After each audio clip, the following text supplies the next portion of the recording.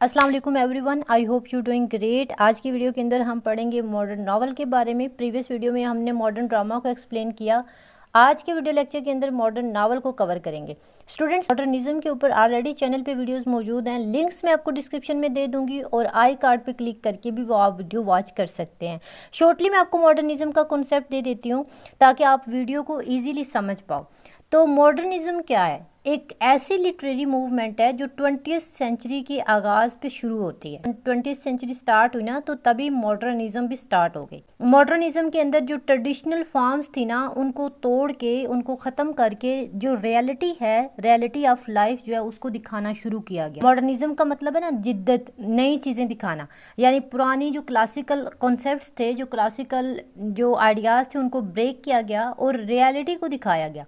Modernism के अंदर जो फोकस था वो स्पेशली आइडेंटिटी के ऊपर था। कन्फ्यूजन, ट्रॉमा, सोसाइटी, वार और जो इनर थॉट्स हैं एक इंसान के, उसके ऊपर फोकस किया गया। यानी इंसान की जो रियल लाइफ है, उसके जो रियल थॉट्स हैं, वो लाइफ को किस पर्सपेक्टिव से देखता है और उसका जो आइडेंटिटी है वो क्या है, उसकी कौन सी सोशल सिचुएशंस हैं, ये सभी चीज़ें मॉडर्निज्म के अंदर जो है हाईलाइट की गई।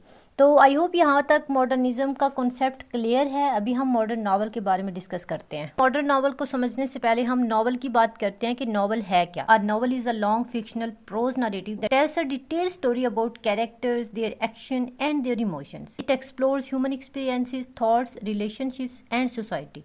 पोइट्री और ड्रामा की बरक्स अगर हम देखें तो नावल के अंदर प्लॉट और कैरेक्टर्स डेवलपमेंट जो होती है, ये बहुत डिटेल में होती है। इन शॉर्ट अगर हम नावल को समझें तो novel is a long fictional prose narrative. Basically the word novel comes from the Italian word novella which means छोटी सी कहानी, अ न्यू लिटल स्टोरी। ठीक है, नावल ब्रिटेन के अंदर, बरतानिया के अंदर 18th सेंचुरी में स्टार्ट हुआ था।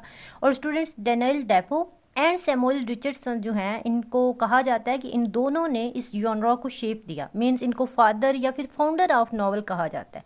उसके अलावा 19th सेंचुरी में फिर नए नए नावलिस्ट आए, जैसे Charles Dickens and Jane Austen वगैरह। ये तो हमने समझ लिया नावल को। अब हम बात करते हैं मॉडर्न नावल के बारे में। मॉडर्न नावल 20th सेंचुरी का लिखा गया एक ऐसा नावल होता है जो ट्रेडिशनल और क्लासिकल स्टोरीज से, उनके मेथड से हटकर स्टोरी बताता है। तो 20th सेंचुरी के नावल के अंदर भी जितनी क्लासिकल और ट्रेडिशनल स्टोरीज हैं, उनके मेथड को तोड़कर, यानी उनसे हटकर डिफरेंट स्टोरी बताई जाती है। It focus on the inner lives of character rather than external events. Modern novels के अंदर साइंटिफिक डिस्कवरीज को, न्यू टेक्नोलॉजीज को एक्सप्लेन किया जाता है। उसके अलावा जो ह्यूमन आइडेंटिटी है, ये तमाम ह्यूमन आइडेंटिटी क्राइसिस, एलिनेशन और साइकोलॉजिकल डेप्थ के ऊपर बात करते हैं। इनके ऊपर ये तमाम चीज़ें जो हैं इन नावल्स के अंदर, यानी मॉडर्न नावल के अंदर आइडेंटिटी क्राइसिस को दिखाया जाता है, एलिनेशन को दिखाया जाता है और साइकोलॉजिकल डेप्थ जो होती है, इसको हाईलाइट किया जाता है। अगर हम मॉडर्न नावल के हिस्टोरिकल बैकग्राउंड की बात करें तो उस टाइम में इंडस्ट्रियल रेवोल्यूशन आया। फैक्ट्रीज के अंदर मैनुअल वर्क को रिप्लेस कर दिया गया, किसके साथ? मशीनों के साथ। ठीक है, जो लाइफ थी ना उस टाइम में, जब इंडस्ट्रियल रेवोल्यूशन आया उस टाइम में लाइफ जो थी वो टोटली मैकेनिकल हो चुकी थी, यानी मशीनरी जो है वो हर तरफ आ चुकी थी। जैसे चार्ल्स डिकन्सन का नावल अगर हम देखें हार्ड टाइम्स, तो डिकन्स ने क्या किया? फैक्ट्री सिस्टम की हार्श रियलिटी को, सोललेस एजुकेशन और इंडस्ट्रियल ग्रीड को एक्सप्लोर किया अपने इस नावल के अंदर। इसके अलावा Sons and Lovers by D.H. Lawrence, इस नावल के अंदर इंडस्ट्रियल बैकग्राउंड के बीच में एक सेंसिटिव सोल का स्ट्रगल दिखाया। उसके अलावा अगर हम बात करें अर्बनाइजेशन एंड माइग्रेशन के बारे में, स्टूडेंट्स, लोग जो थे उस टाइम पीरियड में जब इंडस्ट्रियल रेवोल्यूशन आया तो लोग गांव छोड़ के बड़े बड़े शहरों में जाकर रहने लगे। अर्बन लाइफ ने क्या किया कि इंडिविजुअलिज्म, कंपटीशन और लोनलीनेस को बढ़ा दिया। ठीक है, जैसे अगर हम मिसेस डॉलवे पढ़ते हैं, जिसको वर्जीनिया वुल्फ ने लिखा है, तो इस नावल के अंदर लोनलीनेस और मेंटल डिस्टर्बेंस को दिखाया है। अगर हम वर्ल्ड वार 1 और 2 की बात करें तो जितनी भी डिस्ट्रक्शन हुई थी ना, वो सभी इन वार्स के बीच में हुई थी। लाखों लोग मारे गए, humanity was shattered, faith, peace और वैल्यूज कोलैप्स हो चुके थे। कॉन्सिक्वेंसेस क्या निकले कि लोग खुद की एग्जिस्टेंस पर क्वेश्चन करने लगे, उन्हें अपनी एग्जिस्टेंस पर डाउट होने लगे। इसके अगर हम इंग्लिश लिटरेचर के अंदर एग्जाम्पल देखें तो आप फेयरवेल्स टू आर्म जो है, ये आप सबने पढ़ा होगा, अर्नेस्ट हेमिंग्वे का एक नॉवल है। नॉवल के अंदर उन्होंने वार के ट्रॉमास और लॉस ऑफ लव को दिखाया। उसके अलावा decline of religion and rise of science, यानी रिलीजन कम होने लगा था, डिक्लाइन होने लग गया था और साइंस जो है वो आगे आने लगी थी। 20th सेंचुरी के शुरू में लोग डर चुके थे, उनका ट्रस्ट रिलीजन से उठ चुका था। वार, डेथ और साइंटिफिक डिस्कवरीज ने लोगों को सोचने पर मजबूर कर दिया कि अगर गॉड रियली एग्जिस्ट करते हैं, अगर गॉड सच में हैं, तो फिर ये दर्द, ये डिस्ट्रक्शन क्यों हो रही है। और दूसरी तरफ साइंस ने क्या किया, साइंस ने सब कुछ एक्सप्लेन करना शुरू कर दिया, वो भी लॉजिक के साथ। डीएनए, साइकोलॉजी, एवोल्यूशन, मेडिसिन, सब कुछ लॉजिक के साथ डिस्क्राइब करना शुरू कर दिया। इस वजह से लोगों का जो रिलीजन पे ट्रस्ट था, यकीन था, वो कम हो गया और साइंस पर वो ज़्यादा यकीन करने लगे। बात करते हैं मॉडर्न नावल की कैरेक्टरिस्टिक्स के ऊपर, जिनको हम फीचर्स भी कह सकते हैं। तो सबसे पहले हमारे पास है fragmentation. Fragmentation means breaking things into disconnected parts like story, time, characters and ideas. Modern novels के अंदर स्टोरी एक स्ट्रेट लाइन में नहीं चलती। आप कोई भी नावल पढ़ते हो तो उसमें स्टोरी जो है वो बस चलती जाती है, हमें समझ आती जाती है कि किस तरह से ये आगे क्या होगा। नॉवल में क्या होता है कि स्टोरी स्ट्रेट लाइन में नहीं चलती, टाइम जंप करता है, कभी पास्ट, कभी प्रेजेंट, कभी फ्यूचर। कैरेक्टर्स इनकम्प्लीट होते हैं। स्टूडेंट्स, मॉडर्न नॉवल के अंदर राइटर कॉन्शियसली चीज़ों को ब्रेक करता है, वो दिखा सके कि जो मॉडर्न लाइफ है वो कितनी कियोटिक है। ऐसे हम अगर इसकी एग्जांपल देखें तो यूलिसियस, जिसको जेम्स जॉयस ने लिखा है, the entire novel is fragmented in style, structure and time. उसके अलावा हमारे पास आता है disillusionment, the feeling of disappointment when reality doesn't match expectations. Modern novel ये दिखाते हैं कि किस तरह लोग लव, रिलीजन, सोसाइटी, इवन खुद से ही होपलेस हो रहे हैं, उन्हें किसी चीज़ पर यकीन नहीं रहा, मायूस हो चुके हैं वो टोटली, यानी डिसइल्यूजनमेंट जो है वो पूरी तरह से छा चुकी है। हमारे पास नेक्स्ट कैरेक्टरिस्टिक है एंटी हीरो। ये एक ऐसा मेन किरदार है, एक ऐसा मेन कैरेक्टर होता है जो ट्रेडिशनली हीरो नहीं होता। वो गलतियां करता है, वो वीक होता है और कभी कभी जो है वो सेल्फिश बिहेव करता है। और यानी मॉडर्न नॉवल के अंदर आइडियल हीरो नहीं होता, वो फ्लॉड हीरो होता है, एक आम इंसान की तरह। उसमें खामियां भी होती हैं, खूबियां भी होती हैं, but still the centre of the story hero होता है। उसके अलावा stream of consciousness. Stream of consciousness एक ऐसी टेक्निक है जिसके अंदर कैरेक्टर्स के थॉट्स और फीलिंग्स को एज अ कंटिन्यूस फ्लो की तरह दिखाया जाता है। राइटर क्या करते हैं, डायरेक्टली दिमाग के अंदर घुसकर कैरेक्टर के थॉट्स शो करता है।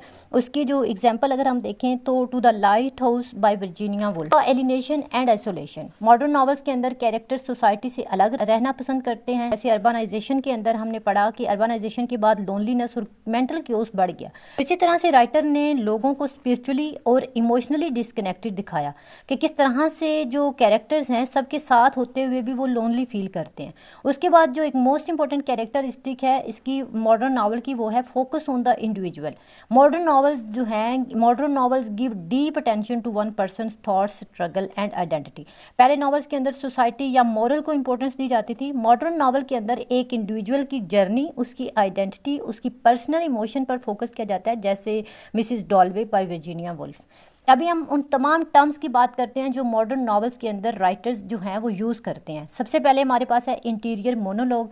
When a character speak to themselves internally revealing their thoughts and emotions without saying them aloud, यानी बगैर लाउडली बात किए अपने आप से बात करते हैं और अपनी जो थॉट्स होते हैं, अपनी जो फीलिंग्स होती हैं, अपने इमोशंस जो होते हैं उनको एक्सप्लेन करते हैं, रिवील करते हैं, यानी अपने आप से बात करते हैं। जैसे मिसिस डॉलवे के अंदर क्लैरिसा जो है वो अक्सर खुद से बात करती है। उसके अलावा जो सेकंड टर्म है वो है epiphany, a sudden deep realisation. अचानक समझ आ जाना, अचानक हालात वाक़यात का समझ आ जाना, जिससे कैरेक्टर की सोच, उसका जो वे ऑफ थॉट होता है वो चेंज हो जाता है, जिसे हम टर्निंग पॉइंट भी कह सकते हैं। तो मॉडर्न नॉवेल्स के अंदर राइटर जो है वो एपिफेनी का यूज़ करते हैं। एग्जिस्टेंशियलिज्म। एग्जिस्टेंशियलिज्म एक ऐसा सिस्टम या बिलीव है that says life has no fix meaning, life has no fix purpose और meaning and people create their own meaning. इस फिलोसफी के मुताबिक लाइफ जो है उसके कोई मीनिंग नहीं है, ठीक है, वो मीनिंगलेस है, पर्पसलेस है, बल्कि इंसान जो है वो खुद एफर्ट करके खुद अपनी लाइफ का मीनिंग बनाता है।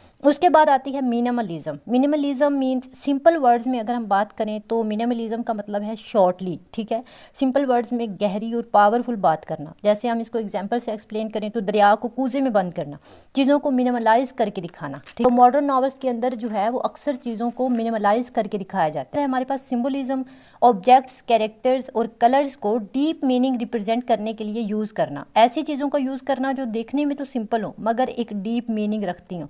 द ग्रेट गेट्स बे के अंदर अगर हम देखें तो एक ग्रीन लाइट जो है वो गेट्स बे की होप और उसके ड्रीम्स को सिंबलाइज करती है। जेम्स जॉइस जो कि 1882 में पैदा हुए थे, एक आयरिश राइटर हैं, मॉडर्निस्ट लिटरेचर के पायनियर भी इनको कहा जाता है। इनके इंपॉर्टेंट वर्क्स में हमारे पास है यूलिसियस जो इन्होंने 1922 में लिखा। इस नावल के अंदर उन्होंने एक दिन की कहानी जो है स्ट्रीम ऑफ कॉन्शियसनेस स्टाइल में जो है उसको लिखा और एक ही दिन में उस कहानी को कंप्लीट किया। स्टूडेंट्स, जेम्स जॉइस को father of stream of consciousness भी कहा जाता है। इसके अलावा हमारे पास है वर्जीनिया वुल्फ। ये पैदा हुई थी 1882 में, एक ब्रिटिश फेमिनिस्ट राइटर हैं, वुमेन्स इनर लाइफ एक्सप्लोर करती हैं। ठीक है, अगर इनके वर्क्स देखें तो इनमें हमारे पास है मिसेस डॉलवे जो उन्होंने 1925 में लिखा। उसके अलावा हमारे पास है टू द लाइट हाउस जो कि 1927 में लिखा। फैमिली और टाइम के पैसेज को एक्सप्लोर किया है इस नावल के अंदर। D.H. लॉरेंस, इनकी डेट ऑफ बर्थ है 1885, इंग्लिश नॉवलिस्ट हैं, सेक्सुअलिटी और रिलेशनशिप के थीम्स को एक्सप्लोर करते हैं। इनके अगर हम वर्क्स देखें तो हमारे पास है सन्स एंड लवर्स जो उन्होंने 1913 में लिखा। माँ और बेटे के डीप इमोशनल बॉन्ड पर बेस्ड नावल है ये। ठीक, फ्रांस कैफका, ये 1883 में पैदा हुए। इनको जो है अब्सर्डिटी और एलिनेशन का मास्टर कहा जाता है। इनके बॉक्स में हमारे पास है द ट्रायल, एक आदमी को गैर किसी वजह के अरेस्ट कर लिया जाता है। ठीक है, ये नावल उन्होंने 1925 में लिखा। द मेटामॉर्फोसिस 1915 में लिखा गया नावल है। इसके बाद हमारे पास जो मॉडर्न नावलिस्ट है वो है विलियम फॉल्कनर। विलियम फॉल्कनर 1897 में पैदा हुए, एक अमेरिकन राइटर है। वर्क है द साउंड एंड द फ्रे 1929 में लिखा। मल्टीपल नरेटर जो साइकोलॉजिकल डेप्थ को वाला नावल है। कैमस 1913 में पैदा हुए, एक फ्रेंच अल्जेरियन फिलोसोफर हैं, अब्सर्डिज्म और एग्जिस्टेंशियलिज्म के ऊपर लिखते हैं। ठीक है, इनके इंपॉर्टेंट वर्क्स में हमारे पास है द स्ट्रेंजर जो उन्होंने 1942 में लिखा। इसके अंदर उन्होंने एक आदमी की इमोशनल डिटैचमेंट और अब्सर्ड दुनिया को दिखाया। तो यहाँ पर आज की हमारी वीडियो एंड होती है। वीडियो अच्छी लगी हो तो वीडियो को लाइक कर दें, चैनल को लाजमी सब्सक्राइब कर लेना। अपना रखिएगा ख्याल। अल्लाह हाफिज़।